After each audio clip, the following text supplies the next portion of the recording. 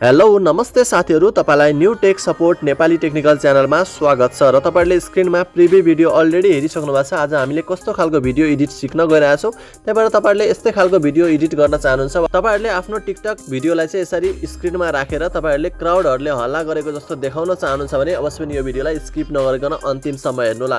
तपाईहरुलाई म यो भिडियोमा कम्प्लिट स्टेपहरु सिकाउने छु, कसरी हामीले आफ्नो फोनबाटै सजिलैसँग यस्तो खालको भिडियो बनाउन सकिन्छ। यदि तपाईले यस च्यानललाई सब्स्क्राइब गर्नु भएको छैन भने अवश्य पनि च्यानललाई सब्स्क्राइब गरेर छेउमा रहेको बेल आइकन दबाएर नोटिफिकेसनलाई अलमा राखिदिनु होला, ताकि तपाईले आउने दिनमा कुनै पनि ट्रेन्डिङ भिडियोहरु सबभन्दा पहिले हेर्न पाउनुहुनेछ। र यस्तो खालको एडिटिङ हामीले चाहिँ क्यापकट एपबाट गर्न गएको छौं। तपाईले सिधै क्यापकट एपलाई आफ्नो फोनमा इन्स्टल गरेर ओपन गर्नु होला। यस्तो खालको एडिटिङ हामीले चाहिँ काइनमास्टरबाट सजिलैसँग गर्न सकिन्छ, तर त्यो भन्दा पनि हामीले क्यापकटबाट चाहिँ नयाँ तरिकाबाट हामी सिक्न गइरहेका छौं। त्यही भएर तपाईले क्यापकट एपलाई आफ्नो फोनमा इन्स्टल गरेर ओपन गर्नु होला।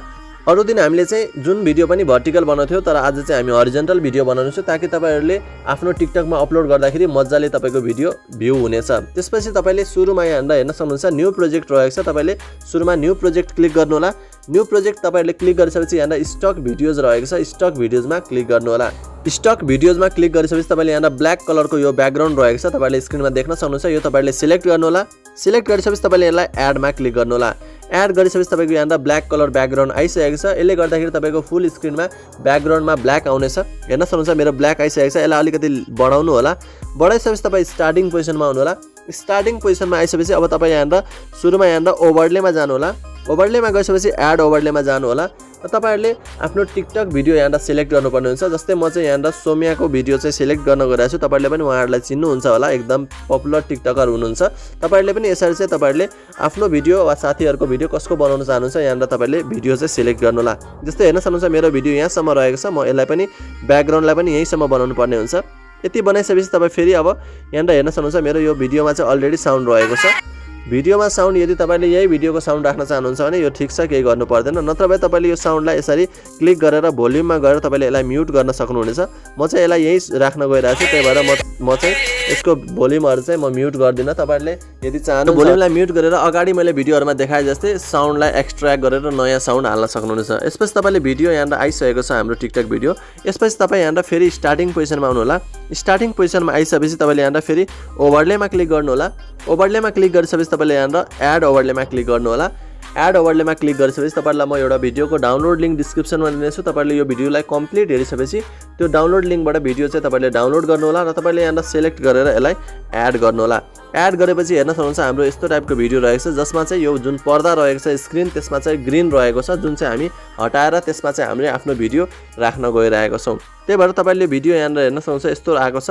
हाम्रो यो ब्याकग्राउन्डमा कालो नदेखिने गरी यसरी जुम गर्नु होला र यसलाई सक्दो तल राख्नु होला, ताकि तपाईको स्क्रिन धेरै आउनेछ। हेर्न सक्नुहुन्छ तपाईले जति एडजस्ट गर्न चाहनुहुन्छ त्यो अनुसार तपाईले यसरी एडजस्ट गर्नु होला। एडजस्ट गरिसकेपछि हेर्नु होला हाम्रो यो भिडियो यहाँसम्म रहेको छ। तपाईले यो भिडियोलाई अझै लेन्दी बनाउन सक्नुहुनेछ, जस्तै म तपाईहरुलाई अहिले सिकाउने छु। त्यो भन्दा अगाडि तपाई यहाँ स्टार्टिङमा आउनु होला। स्टार्टिङमा आइसकेपछि यो ब्याकग्राउन्डको ग्रीन हटाउनलाई तपाईले यहाँ एउटा अप्सन पाउन सक्नुहुन्छ। तपाईले यहाँ हेर्न सक्नुहुन्छ क्रोमा की भन्ने अप्सन पाउन सक्नुहुन्छ। क्रोमा की भन्ने अप्सनमा सिलेक्ट गर्नु होला। क्रोमा की अप्सन सिलेक्ट गरिसकेपछि तपाईको यो स्क्रिनमा यहाँ गोलो रहेको छ, यसलाई तपाईले लगेर यसरी ग्रीनमा राखिदिनु होला। ग्रीनमा राखिसकेपछि अब यो चाहिँ हाम्रो कलर पिक भइसकेको छ। कलर पिक भइसकेपछि तपाईँ यहाँ इन्टेन्सिटी रहेको छ, इन्टेन्सिटीलाई सिलेक्ट गर्नु होला। यसलाई फुल बनाइदिनु होला, ताकि तपाईको त्यो ग्रीन चाहिँ फुल मजाले हट्नेछ। यसपछि तपाईले यसलाई ओके गर्नु होला। ओके गरिसकेपछि हेर्न सक्नुहुन्छ हाम्रो स्क्रिनमा भिडियो चाहिँ हाम्रो आइसकेको छ, तर यो भिडियोलाई तपाईले यसरी सिलेक्ट गर्नु होला र तपाईले यसरी भिडियोलाई अलिकति जुम गर्नुपर्ने हुन्छ, ताकि तपाईको फुल स्क्रिनमा चाहिँ यसरी भिडियो आउनेछ। हेर्न सक्नुहुन्छ हाम्रो भिडियो चाहिँ यसरी आएको छ। म तपाईहरुलाई प्ले गर्नु भन्दा पनि यसरी देखाउने छु। हेर्न सक्नुहुन्छ हाम्रो यहाँसम्म आइसकेपछि हेर्नु होला, तपाईहरुलाई म देखाउँछु।